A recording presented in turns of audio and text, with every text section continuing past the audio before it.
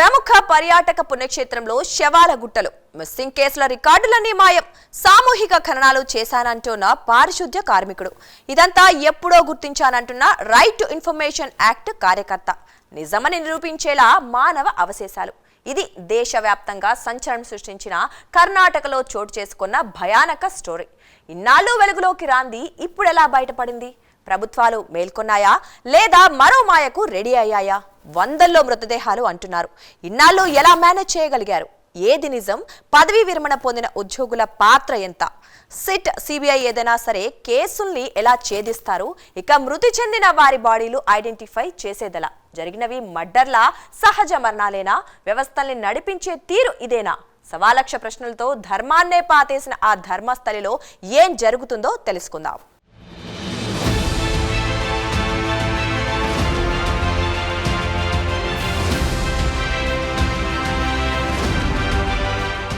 కోర్టులున్నాయని గుడ్డిగా నమ్మేస్తారు. అందరికీ సమాన హక్కులున్నాయని భావించే ప్రజాస్వామ్య దేశం మనది. ఖద్దరు చొక్కాలు ధరించిన ప్రజాప్రతినిధులు మన జీవితాలను బాగు చేస్తారని ఆశలు కలలు కనే అల్పజీవులం మనం. కానీ నేరాలు జరుగుతూనే ఉంటాయి. దశాబ్దాలుగా గుర్తించలేనంతగా సమాధి అవుతుంటాయి. ఇప్పుడు అదే జరిగింది. ప్రముఖ పర్యాటక పుణ్యక్షేత్రం ధర్మస్థలలో దాదాపు 15 ఏళ్లలో చోటు చేసుకున్న అసహజ మరణాలకు సంబంధించిన రికార్డులన్నీ మాయమయ్యాయి. రికార్డులన్నీ ఒక క్రమ పద్ధతిలో మాయం చేసినట్టు తెలుస్తోంది. ఆర్టీఐ చట్టం ద్వారా ఈ విషయం వెలుగులోకి వచ్చింది. 2000 సంవత్సరం నుంచి 2015 మధ్య బెల్తంగడి పోలీస్ స్టేషన్లో అదృశ్యమైన మహిళలు, యువతులు, బాలికలకు చెందిన రికార్డులన్నీ గల్లంతయ్యాయని ఆర్టీఐ కార్యకర్త వెల్లడించారు.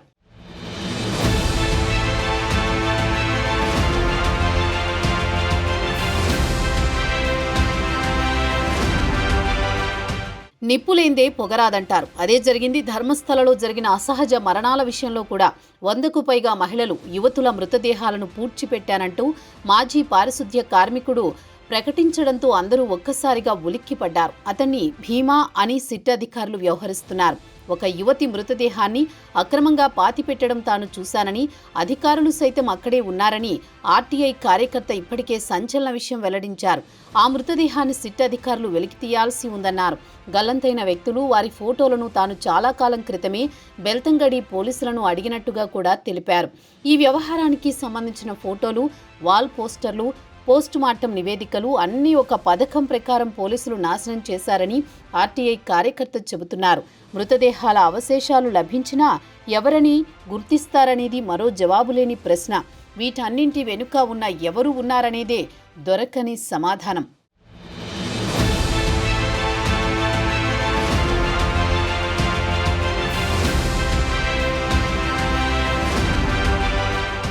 నిజాలను ఎప్పటికీ దాచలేం. అదే జరిగింది. ధర్మస్థలలో పాతిపెట్టిన మృతదేహాల వ్యవహారంలో దశాబ్దాలుగా మౌనంగా ఉన్న భయానక నిజాలిప్పుడు వెలుగులోకి వస్తున్నాయి. ఒక మాజీ పారిశుద్ధ్య కార్మికుడి ఫిర్యాదు ఆధారంగా జరుగుతున్నాయి. ఫిర్యాదు ప్రకారం 1995 నుంచి 2014 వరకు బలవంతంగా శవాలను పూడ్చిపెట్టినట్టు పోలీసులు ఎఫ్ఐఆర్లో నమోదు చేసి ఉంది. రేప్, మర్డర్స్ చేసిన శవాలను పాతిపెట్టడం, దహనం చేశానని తన ఫిర్యాదులో కార్మికుడు తెలిపాడు. వీరిలో ఎక్కువ మంది మహిళలు, స్కూల్ బాలికలే ఉన్నట్టుగా చెబుతున్నారు.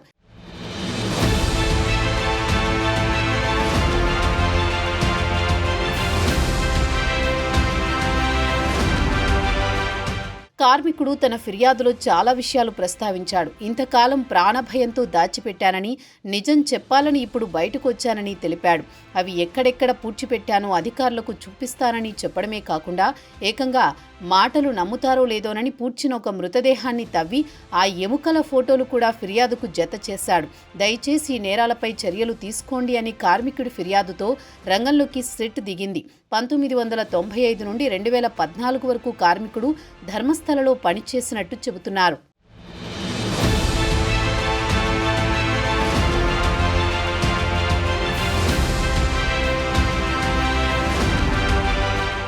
కర్ణాటక మంగళూరుకు దగ్గరలో ధర్మస్థలలోని మంజునాథ ఆలయం చాలా పురాతనమైనది. దాని పక్కనే ఉజిరే అనే గ్రామం. వీటిని ఆనుకుని నేత్రావతి అనే చిన్న నది కూడా ఉంది. ధర్మస్థలలోని ఆలయం జైనులు నిర్వహణలో కొనసాగుతోంది. ఇక్కడున్న కొందరు పెద్దల కనుసన్నల్లోని ఈ నేరాలు జరుగుతున్నాయని అనుమానిస్తున్నారు.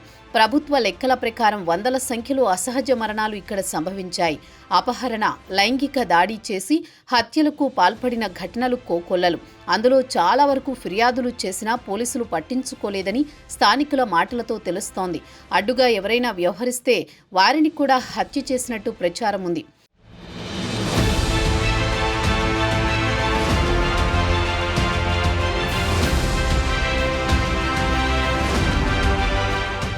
ధర్మస్థలలో జరుగుతున్న నేరాలు ఘోరాలను సమాజంలోకి వెలికి తెచ్చిన జర్నలిస్టులకు కూడా గతంలో హత్య చేసినట్లు ఆరోపణలున్నాయి. లైంగిక దాడులు, భూ ఆక్రమణలు, దేవాలయ నిర్వహణ, యాజమాన్య హక్కులకు సంబంధించిన అంశాలపై ఇలాంటి ఘటనలు జరుగుతున్నట్టు తెలుస్తోంది. పైకి బాబాల అవతారాల మాటున కొందరు చేస్తున్న హింసాకాండకు స్థానిక ప్రజాప్రతినిధుల అండదండలు కూడా ఉన్నట్టు ఆరోపణలు లేకపోలేదు.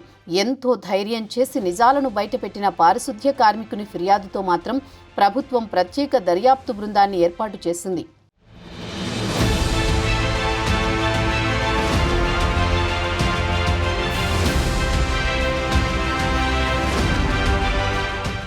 సామూహిక ఖననం కేసును ఛేదించేందుకు సిట్ రెడీ అయింది. కార్మికుడి ఫిర్యాదు ఆధారంగా తవ్వకాలు కూడా ప్రారంభించారు. మొత్తం 15 ప్రదేశాలను గుర్తించారు. కార్మికుడు తెలిపిన ప్రదేశాల్లో తవ్వకాలు చేసినప్పటికీ ఎలాంటి అవశేషాలు దొరకలేదు. 6 ప్రాంతంలోనే 25 ఎముకలు లభించాయి. ఆ ఎముకలు సుమారు 40-50 ఏళ్ల క్రితం పూడ్చిపెట్టిన వ్యక్తివి అని ఫోరెన్సిక్ ప్రయోగశాల నిపుణులు ప్రాథమిక పరిశీలనలో గుర్తించారు. అది పురుషుడిదిగా ఫోరెన్సిక్ ఆధారాలతో తెలిసింది. ఇందులో కొన్ని ఎముకలు విరిగిపోయి ఉన్నాయి. ఒకచోట పాతిపెట్టిన అవశేషాలు దొరకడంతో భారీ యంత్రాలతో మిగిలిన ప్రాంతాల్లో తవ్వకాలు జరపడానికి సిట్ కార్యకలాపాలు ముమ్మరం చేసింది.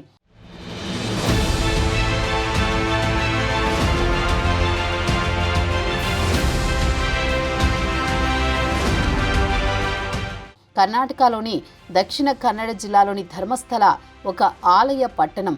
ఈ కేసులో ఫిర్యాదుదారుడైన మాజీ పారిశుద్ధ్య కార్మికుడు పేరుతో జూలై 4న ఎఫ్ఐఆర్ బుక్ అయింది. దీంతో అసహజ మరణాల ఇష్యూ తెరపైకి వచ్చింది. జూలై 25న స్థానిక పోలీసుల నుండి సిట్ దర్యాప్తును స్వీకరించింది. సిట్ పురోగతి కూడా సాధించింది. ధర్మస్థల గ్రామ పంచాయతీ అధికారులు 1995 నుండి గ్రామంలోని వివిధ ప్రాంతాలలో 200కు పైగా గుర్తు తెలియని మృతదేహాలను ఖననం చేశారని స్పష్టం చేశారు. ఇప్పటి వరకు తవ్వకాలు చేసిన చోటుతో పాటు తవ్వకాలు చేయవలసిన మిగిలిన 3 ప్రాంతాల్లోనూ సాయుధ దళ సిబ్బందిని భద్రతకు నియమించారు. ఒక విశ్రాంత పోలీస్ అధికారి కూడా ఒకసారి మృతదేహాన్ని ఖననం చేయాలని సూచించాడని, తనతో కలిసి ఖననానికి సహకరించాడని మాజీ కార్మికుడు భీమా చెబుతున్నాడు.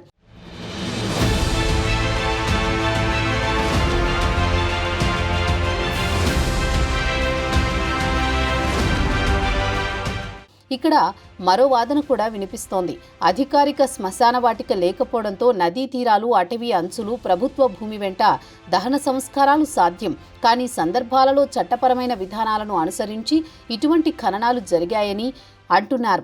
డాక్యుమెంటరీ ఆధారాలు, క్షేత్రస్థాయి ఇన్పుట్ల ఆధారంగా దర్యాప్తు జరుగుతోందని పోలీసులు అంటున్నారు. ఫోరెన్సిక్ విశ్లేషణ కీలకం కానుంది. అయితే తాను ఖననం చేసిన మృతదేహాలపై లైంగిక దాడి, హత్యకు సంబంధించిన గుర్తులు ఉన్నాయని కార్మికుడు పేర్కొనడం మరింత సంచలనంగా మారింది.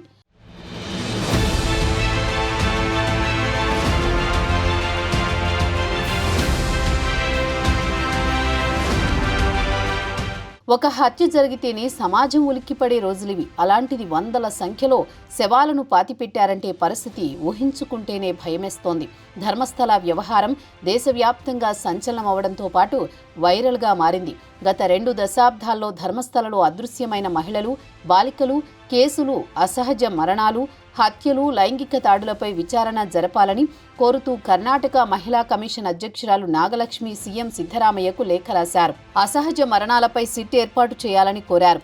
ఆరోపణల విషయంలో ప్రభుత్వం స్పందించాలని, పారదర్శక దర్యాప్తు చేయాలని కోరారు. చివరకు ప్రభుత్వం డీజీపీ ప్రణవ్ మహంతి నేతృత్వంలో సిట్ ఏర్పాటు అయ్యింది.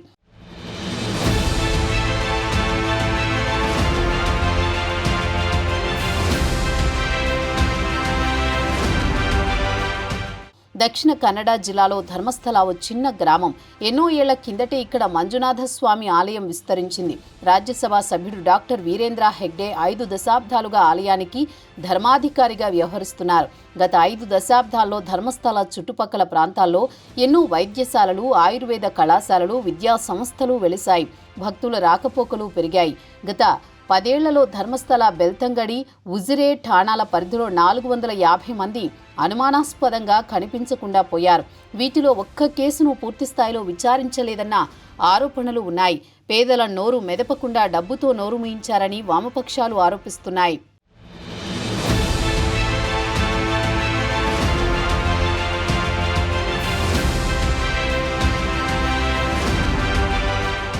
రెండు 2014లో కూడా ఒక కళాశాల విద్యార్థిని హత్యాచారానికి గురైంది. 20 ఏళ్ల కిందట తన కుమార్తె అయిన వైద్య విద్యార్థిని ధర్మస్థలకు వచ్చి కనిపించకుండా పోయిందని సుజాత భట్ అనే మహిళ ఆరోపించారు. పోలీసులు ఫిర్యాదు కూడా తీసుకోలేదని వెల్లడించారు. ఇలాంటి ఆరోపణల నేపథ్యంలో ప్రభుత్వం జూలై 19న 4 IPS ఆధ్వర్యంలో ప్రత్యేక దర్యాప్తు బృందాన్ని ఏర్పాటు చేసింది. ఇక మాజీ పారిశుద్ధ్య కార్మికుడి ఫిర్యాదు మేరకు ఓ స్టోరీ ఉంది. మృతులకు కారకులైన వ్యక్తులే మా కుటుంబానికి చెందిన యువతిపై అనుచితంగా ప్రవర్తించడంతో 10 ఏళ్లుగా దూరంగా ఉంటున్నట్టు పోలీసులకు ఇచ్చిన ఫిర్యాదులో తెలపడం గమనార్హం. పాప భీతి వెంటాడుతోందని, నాకు రక్షణ కల్పిస్తే నాటి ఘటనలను బయటపెడతా అని ఫిర్యాదులో తెలిపాడని ధర్మస్థల SP అరుణ్ కూడా స్పష్టం చేశారు.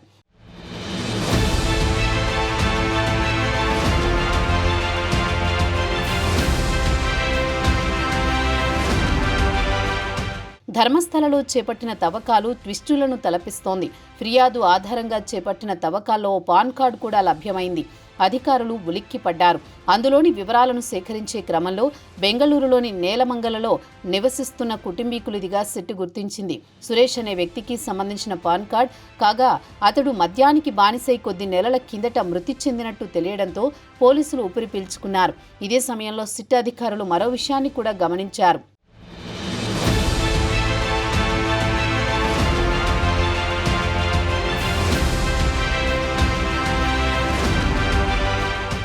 ఆరోపణలే నిజమయ్యేలా ధర్మస్థలలో పరిస్థితులు నెలకొన్నాయి.